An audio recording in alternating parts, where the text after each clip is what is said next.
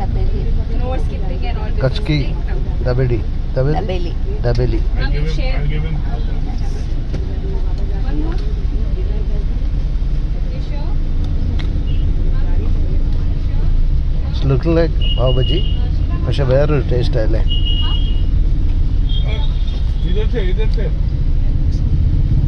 Not like vada pav. Looks like vada pav.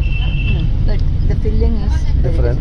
അതിനകത്ത് എന്തൊക്കെയുള്ള filling ഉള്ളത്? അതിൻ്റെ ഒരു സോസ് ഉണ്ട്, നിറയെ പീനട്ട്സ് ഉണ്ട്. പീനട്ട്സ്.